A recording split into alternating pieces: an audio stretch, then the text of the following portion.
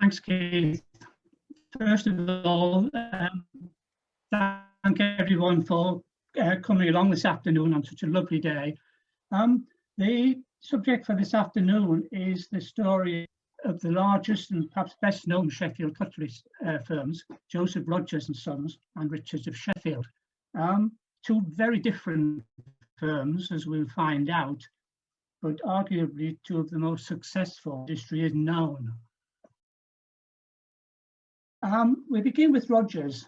They're the oldest, but perhaps not quite as old as we would have believed. The date 1682 often appears alongside their famous trademark, but in fact, in those days, the mark was registered to a different cutler. And we don't really know much about the Rodgers family until the early 18th century. In 1724, John Rodgers rented a house and workshop in Hawley. Here you can see the house with a plaque above it, which actually bears the date 1724. This was probably taken at the end of the 19th century, or perhaps not long before the building was demolished in about 1907. In the same year, 1724, the Cutler's Company also assigned the trademark of the Maltese Cross and Star to Rodgers. At first, the company specialised in making pen knives, and it quickly established a reputation for the quality of their products. These knives, which form part of the collection in Sheffield museums, are just one or two examples of the sort of products that they were producing in the 1770s. We've got here 4 examples, 3 of them with scales made of horn, and the green one is actually dyed ivory. Originally, this formed part of a set of 20 knives, which were mounted on a sample card used to publicise the company's products. If we have a look at this extract from the family tree, you'll see that John Rodgers died in 1785. There were 3 sons, John, Joseph and Morris. And by the time of the publication of the first Sheffield Directory in 1774, Joseph and Morris Rodgers were listed as penknife and razor makers. In about 1780, demand was such that they had to expand into larger premises, and they took over buildings in Sycamore Street, and just around the corner from there, the block on Norfolk Street, which contained the famous number 6 Norfolk Street, which would become the headquarters of Rodgers for many years. In 1811, this partnership was dissolved, and in 1812, we have the first appearance of Joseph Rodgers and Sons, who registered a silver mark. Joseph died in 1821, and as you see on the family tree, he had 4 sons. It seems as though John, in particular, was very dominant in the company and did much to actually promote the development of the company during the first half of the 19th century. He travelled widely, including to America, to promote and sell the firm's products. And an advertisement in the 21 directory shows that the export markets had already become important to the company. This was actually the first directory in Sheffield to include advertisements. And the fact that Rodgers chose to use this particular image, I think, is quite significant. John Rodgers seems to have had a flair for marketing, and he was able to build on the firm's reputation for the range and quality of its products. His strategy was to produce exhibition quality pieces, display them, and attract recognition through royal patronage. And this would be an important factor in the company's success. Novelty and exhibition pieces, large and small, were intended to show off the craftsman's skill and promote the company. The first Rodgers exhibition knife may well have been produced in 1819, when this particular piece was described in the Gentleman's Magazine. A beautiful specimen in the art of cutlery, an elegant knife in miniature containing 30 instruments, moving on 11 springs and 14 joints with the most exquisite workmanship. It employed the workman 28 days of close application to complete. It is not exceeding more than 5/8 of an inch in length and weighs only 1/4 of an ounce. I think it's sometimes difficult to appreciate the scale of these miniature items until you've actually seen one. Obviously difficult at the moment, but this pair of scissors is again part of the collection in Sheffield museums. If you just take a moment to sort of perhaps imagine yourself, the card is mounted on is actually 32mm by 57mm, and the large scissors are just 24mm long. The small ones are tiny 9mm long. It was quite common practice in those days for companies to actually outsource the production of specialised items to craftsmen, and these scissors were probably made by the Henson family for Rodgers. In 1821, one of the local MPs, Stuart Wortley, is said to have presented John Rodgers to King George IV. According to one account, the king was given a miniature knife with 57 blades. It was only an inch long. I think inevitably these accounts probably become a little distorted and exaggerated over time. And how much truth there is in the rest of the story, I don't know. But it's said that the knife was dropped during the presentation and could not be found in the thick pile of the carpet. What we do know that is it was in February 1821, the presentation was made to the king, this time a steel and mother and pearl knife, which had 46 articles. This knife is now in the Royal Collection at Windsor Castle. And it was followed in 1822 by Rodgers' first royal warrant. And something like another 14 royal appointments would be made over the next 80 years. I can't help feeling that this period in 1821-22 must have been extremely busy for the company, because this was followed by the production of the famous year knife, which supposedly had a separate blade for each year, currently on display in the Hawley collection at Kelham Island. He now had production of miniature and oversized knives, had royal patronage, and he had needed somewhere to actually display them. And they opened showrooms in Norfolk Street. This is the Norfolk Street building as it appeared in 1822.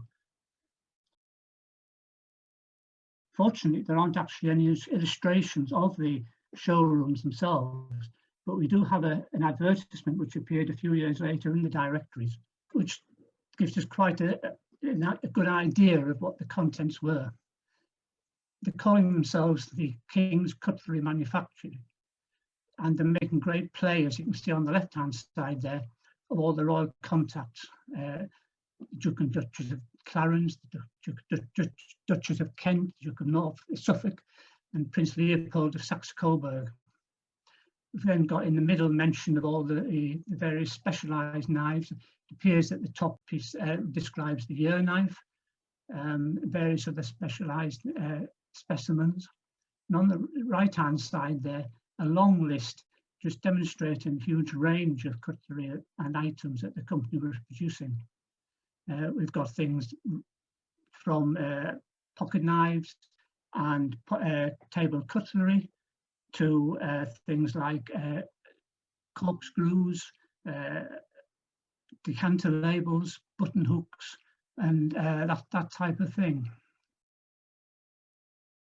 These showrooms caused huge interest in Sheffield, and perhaps if we bear in mind the fact that cutlery manufacture was still on a very small scale in small workshops, the fact that Rodgers should open this huge new showroom attracted enormous attention in Sheffield and beyond. And there are a number of contemporary descriptions of visitors touring Britain and coming to Sheffield to see these showrooms. This description from 1823-24 from Nathaniel Wheaton. Rodgers' establishment for cutlery was, of course, an object of curiosity. He finest articles were exhibited for sale in a large, well-furnished apartment, fitted up in a style which would not discredit a drawing room. Beneath the case at one end is a penknife with 1823 blades, presumably the ear knife, and another at the opposite end, little less formidable for a number of bristling points.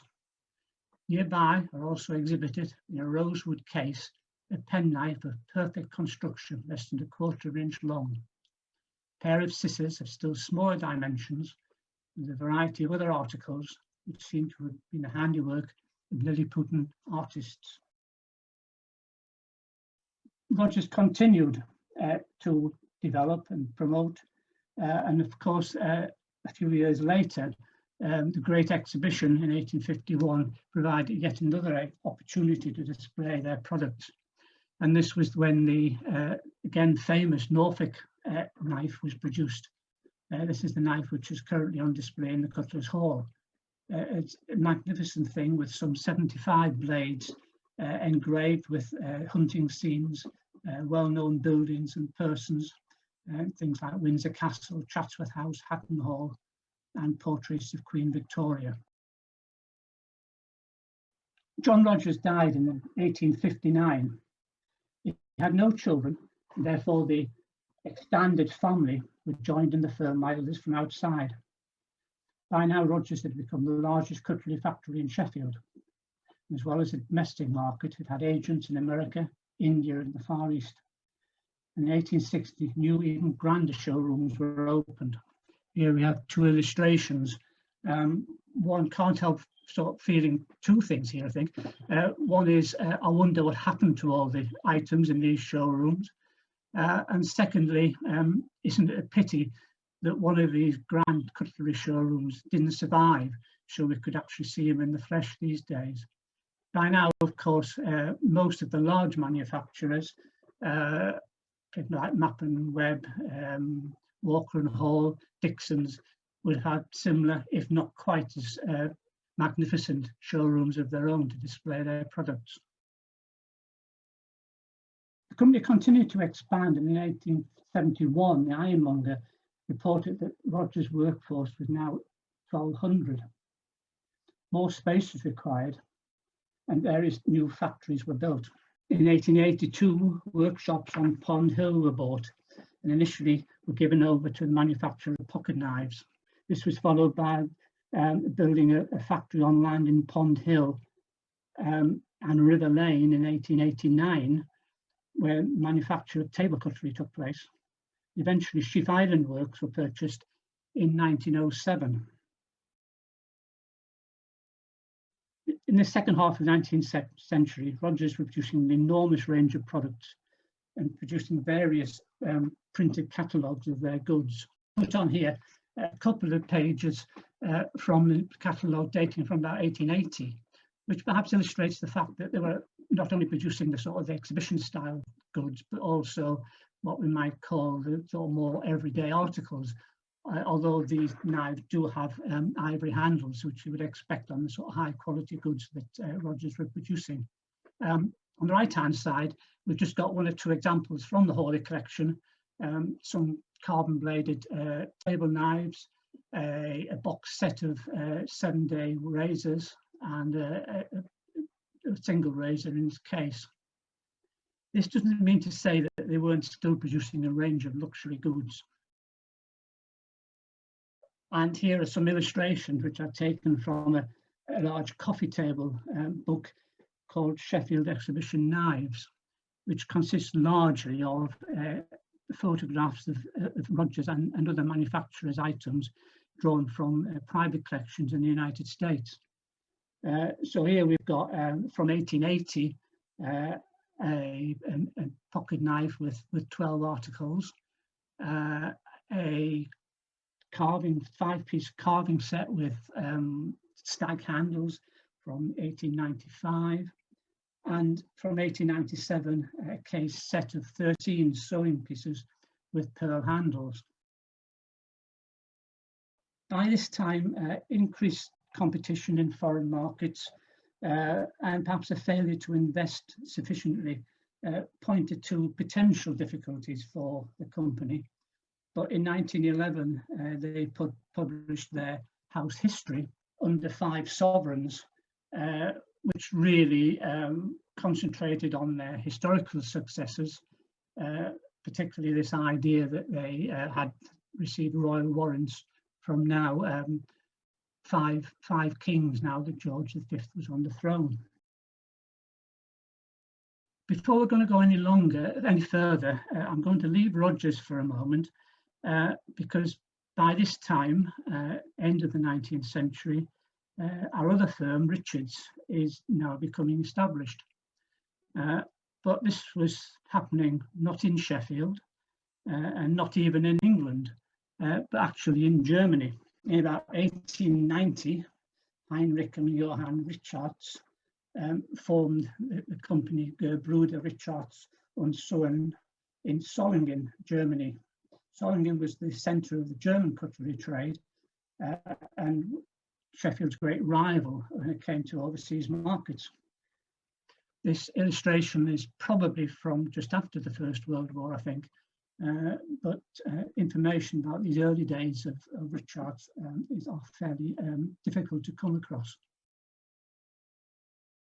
First World War, they were quite well established in producing pocket knives, hunting knives, cutlery. But the First World War must have been extremely difficult, not only because of the effects of the war itself, but because of the post-war difficulties in Germany. Germany had to pay very large reparations to the Allies, and the economic situation was very difficult. And it appears that the Richards family began to look abroad for new business opportunities. By the early 1930s, it became apparent that they were looking towards England to set up business.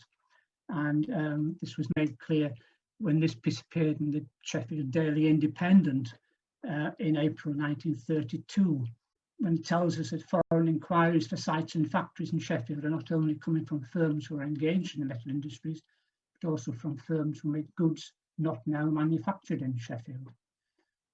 Messrs. Gebrüder Richards of Solingen were rapidly preparing a factory in Broomhall Street for the manufacture of pocket cutlery and scissors.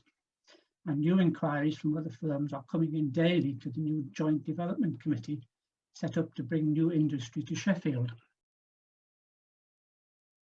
Things obviously developed very quickly, and in July, the Sheffield Daily Telegraph confirmed that the new cutlery works in Broomhall Street, established by Richards Brothers and of Solingen, are now operating. The company will trade here under the style of Richards Brothers and Sons Limited. It's already begun to produce the firm's lamppost brand of pocket knives. It appears that one of the founders' sons, Stefan Richards, had come to Sheffield with an engineer colleague called Wilhelm Müller and a small team of German employees to set up this business. And they quickly started production of pocket knives. I haven't found a contemporary photograph of the works, but this does appear to fit in this Goodyear premises just next to the church on Broomhall Street.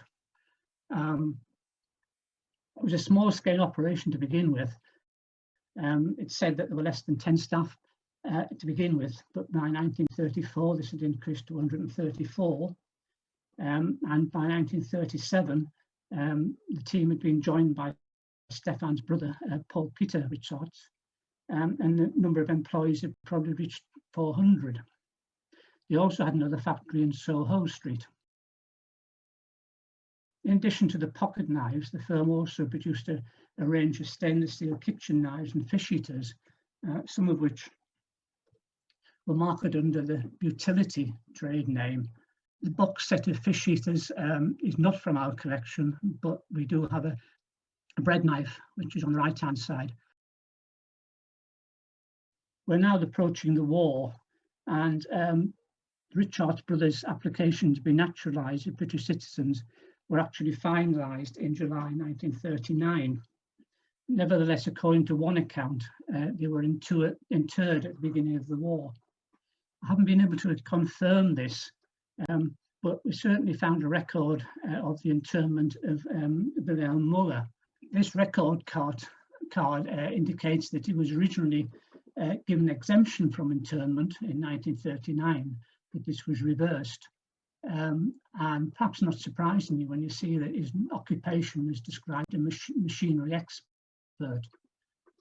He was actually released in October 1940 and returned to Sheffield to supervise the firm's contribution to the war effort by manufacturing various items.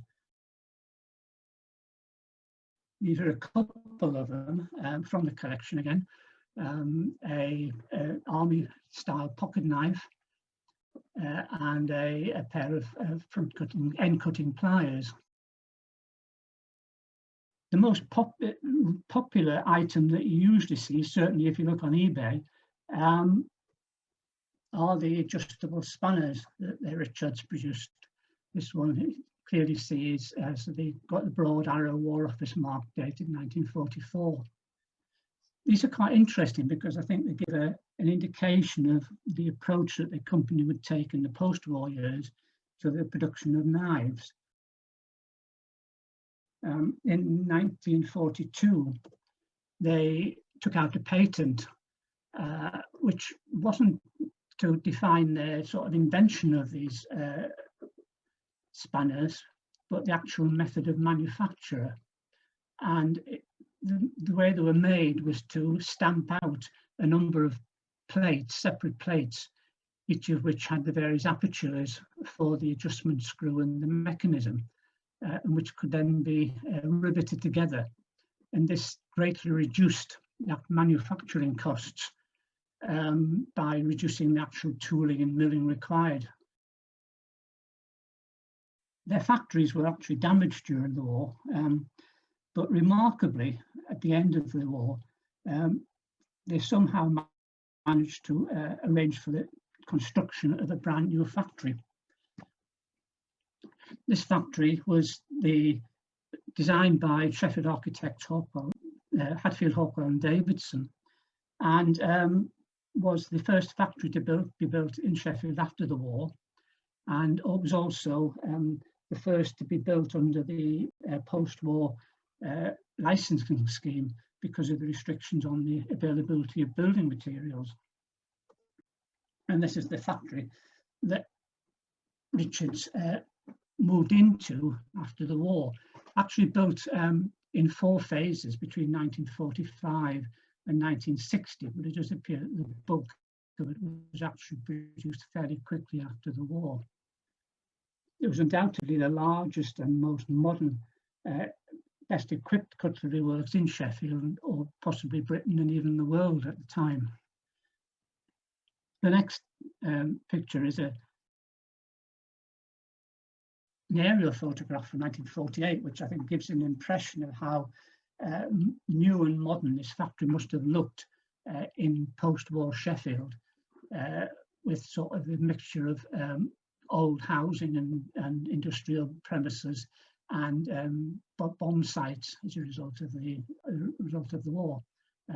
Just sort of above and to the right of the factory, you can see the SME Co-op. I think in the middle, towards the top of the picture, we've got the old Lansdowne Cinema, and then to the left, above the factory, the bottom of the moor. Richard expanded rapidly in the 1950s and 60s, concentrating on the mass production of pocket knives, kitchen knives, and scissors, which is probably best illustrated by the cover of this catalogue. As we saw with the wartime spanner, reducing costs was a key factor in their success. And for example, scissor parts were produced in their thousands, and one time they were producing some 40% of the country's scissors. Here we've got just a couple of examples of their scissor range. From the left-hand side there, an illustration taken from the catalogue, and on the right, one of the Hawley collection's boxed examples of the Golden Age range of pinking shears. but perhaps they're best known for their pocket knives. And using a process licensed from Germany, metal stampings and colourful plastic overlays could be assembled at a fraction of the costs of traditional Sheffield pocket knives. This photograph of factory workers in the 1960s just gives us some idea of the scale of the production in Rodgers Richards works at that time. An early success, marketing success for these pocket knives came in 1952, when Richards were awarded the contract to supply Sheffield schoolboys with a souvenir coronation pocket knife. Again, this example from Sheffield museums. All the girls, incidentally, received a model of the coronation coach. For the general market, a huge variety of designs were produced and displayed on colourful show cards. Again, here we've got an example of a show card showing some of the range of different pocket knives that the company produced, and also I've put out some examples from the Hawley collection. For those of certainly my generation, however, the ones that we will best remember, I think, are the souvenir knives, which I'm sure many of you will remember from seaside souvenir shops and the like. These colourful knives, examples here include the cowboy and Indian, Scottish pipers, and the Blackpool Tower, but they appear to have had virtually any scene on them, including seaside resorts, footballers, or the Canadian Mounties. And of course, for anyone who's a Boy Scout,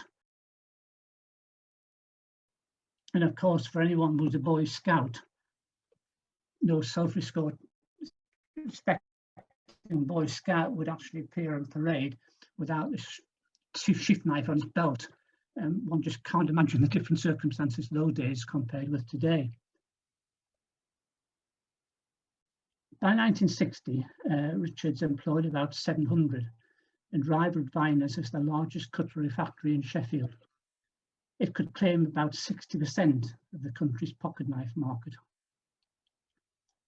Following the death of Stephen Richards in 1961 and the retirement of Paul Peter in 1969, Wilhelm Muller became chairman and managing director. The company also at this time became Richards of Sheffield Limited. Before we conclude the story of Richards, I want to go back just to pick up where we left off with Joseph Rodgers. If you remember, they were there celebrating just before the First World War with their house history under 5 sovereigns. The First World War hit the company hard as the company geared up for wartime production. The demand for high quality luxury goods fell and their profits followed. Many of the workforce were conscripted, and the loss of 55 men in the trenches impacted on the workforce. John Rodgers, one of the family, had been in charge since 1898, and he died in 1919. The involvement of the Rodgers family directly in the company was coming to an end. After the war, the company did try to respond to the impact of stainless steel. Here we have a catalogue from about 1920, which devoted just about half a dozen pages to knives with stainless steel blades. Again, you see here that they are the sort of top quality ones with the ivory handles. And again, just to reinforce the idea of the extent of the Hawley collection, I'll just put 1 or 2 examples of the Hawley collection's own table knives from this period. These ones actually bearing the George V crest. But they hadn't abandoned entirely their luxury production. And these 2 plates from the same catalogue illustrate on the left-hand side the luxurious quality knives that they were still producing. and also the safety blades, which they tried to move into in this rapidly developing market. But in the face of sort of huge competition in this field, I don't think they ever really made a huge impact. In the face of sort of declining financial situation and markets, in 1929, the Norfolk Street site was sold for £52,500. This is just a reminder of the site from an illustration which appeared in the house history. I put these two illustrations in, well, partly because they actually illustrate, again, Rodgers building on Norfolk Street, but also because I think they illustrate just how gloomy and dismal the place Sheffield probably was in the 1930s. The upper picture, we have Rodgers building on the right-hand side, looking down Norfolk Street towards Fitzallen Square. And in the lower picture, we have a view up Norfolk Street from Fitzallen Square on top of Flat Street, with Rodgers building on the left and the Elephant Inn on the right-hand side there. With this closure, the rest of the sites were consolidated as production moved around the different factories. The Second World War brought some respite, but by the 1960s, the company's pocket knives faced competition from Germany and Switzerland, and cheap table cutlery was flooding in from the Far East. In 1966, Sheaf Island and River Lane works were closed, leaving only Pond Hill works. Here we have the demolition of River Lane works in the 1960s. Rodgers still produced a range of pocket, kitchen and trade knives branded as Starcross. And here we have just a couple of pages from the Starcross Cutlery catalogue. By now, its workforce had declined to about 100, and in 1968, it was taken over by Archford Investments. Further rationalisation saw the closure of Pond Hill Works. In 1971, Rodgers bought its own rival George Wuston, who were probably in a very similar situation to Rodgers, and the amalgamated firm moved to Guernsey Road, Healy. But in 1975, this group was taken over by, you wouldn't expect it in the past, but it was taken over by Richards. The union was probably not a happy one. Apart from the difficulties of amalgamating two firms with very different traditions and strategies and product lines, there are also stories of former Rodgers craftsmen who didn't want to be seen entering the Richards factory. They were rather ashamed to be seen to be working for this company who produced such a seemingly poor product. It was sold to an American firm, Imperial Knife. Here we have an advert from that period, but you can actually see at the very bottom there, we have the Rodgers Wustenholm Group based at the old Richards factory, 55 Muller Street. Faced with competition from Europe and the Far East, new owners suffered heavy losses, and in 1982 Imperial was sold to Western Knives. They in turn became insolvent. Richards closed in 1983 with the loss of 200 jobs. The assets were acquired by Meteor Industries. The Muller Street factory was demolished in 1985. Meteor had been formed by Vic Rickless, a former accountant at Richards, who acquired the rights to Richards' name as well as to William Rodgers, Joseph Rodgers and George Wustenholm. He planned to transfer plant and equipment to premises in Garden Street, but by the end of 1985 the project had failed. The rights to the names and trademarks passed to Eggington. So two very different companies had unexpectedly ended their story together. Richards, one of Sheffield's oldest cutlery firms, had rubbed shoulders with royalty and produced some of the finest examples of Sheffield cutlery. Theirs was a successful 19th century business model which ultimately failed. And Richards, recent arrivals from Germany, found a way to succeed with a range of cheap knives in the 20th century. Knives branded with Rodgers' name, such as Worstenholme, and Sylvie bought. What remains of the companies? Rodgers is remembered by a plaque. Here we see the plaque, which is actually on the side of the old cinema, at the bottom of the former Norfolk Street, now known as Esperanto Place. But Richards, as far as I know, nothing remains. Examples of Rodgers' craftsmanship can be found in public and private collections throughout the world. But what of Richards? Sheffield Museum's catalogue. 48 Rodgers pieces, only one by Richards. The Hawley collection is a number of Richards. But naturally, we would like more examples, particularly of the souvenir knives. Perhaps you have some in your kitchen. Prepared to donate. As examples of Sheffield craftsmanship, don't compare with Richards. However, as a company, Richards deserves their business success. They made money from selling knives when few others did. We'll end with images from the Hawley collection, which perhaps illustrate the extremes. On the left-hand side, the famous knife produced by Rodgers, and on the right, trade examples of typical Richards pocket knives. I think these two examples sum up the two companies. Thank you.